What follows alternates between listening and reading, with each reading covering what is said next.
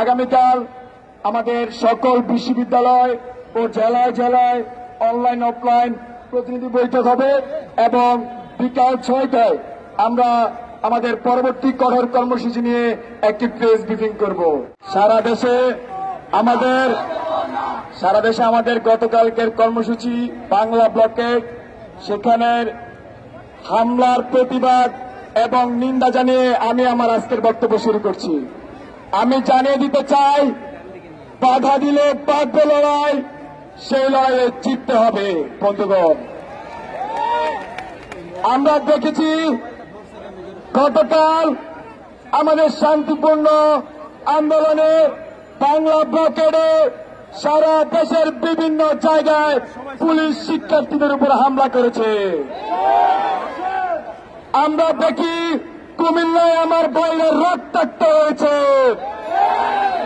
চট্টগ্রামে আমার ভাইদেরকে লাঠি পেটা করা হয়, পেরোবিতে ক্ষমতাসীন ছাত্র সংগঠনের সভাপতি আমাদের বৈষম্য বিরোধী ছাত্র আন্দোলনের সংগঠনকে চট্টপ্পা মারে তার তীব্র নিন্দা এবং প্রতিবাদ চালাচ্ছি। আমি বৈষম্য বিরোধী ছাত্র আন্দোলনের একজন সমন্বয়ক হিসেবে সারা দেশের সকল সংগঠক, সকল প্রতিনিধিদেরকে অভয় দিতে চাই, কোথাও যদি কেউ আমাদের উপর হামলা করে, হুমকি ধমকি দেয়, আমরা সকলে একসাথে তাদের বিরুদ্ধে সর্বাত্মক প্রতিরোধ করে তুলব।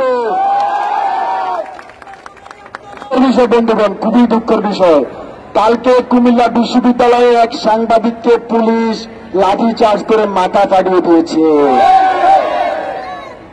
আমরা দেখেছি শাহবাগে এক আমাদের সাংবাদিক বন্ধুর উপর এক আততায়ীর আক্রমণ করেছে। আমরা তার নিন্দা জানাই। আমরা দেখেছি, আমরা বিগত 11 দিন খুবই শান্তিপূর্ণভাবে আমাদের আন্দোলন চালিয়ে গিয়েছি, কিন্তু গতকাল সকাল থেকে বিভিন্ন মহল থেকে হুমকি ধমকি আসছিল। সেই হুমকি ধমকির প্রেক্ষিতে আমরা ক্যাম্পাসে দেখে ছাত্র এসে ভরে গিয়েছে। তারপরে কোন কুচক্রী মহল আমাদের আন্দোলনকে প্রশ্নবিদ্ধ করতে আমাদের সাংবাদিক বন্ধুর উপর হামলা করেছে। আমরা চাই তাদেরকে বিচারে আনা হোক।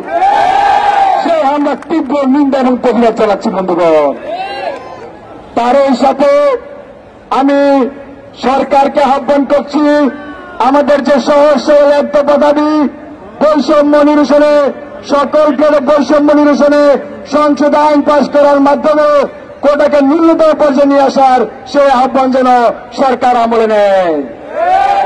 সমাচার সত্য প্রকাশের দুরন্ত সাহস।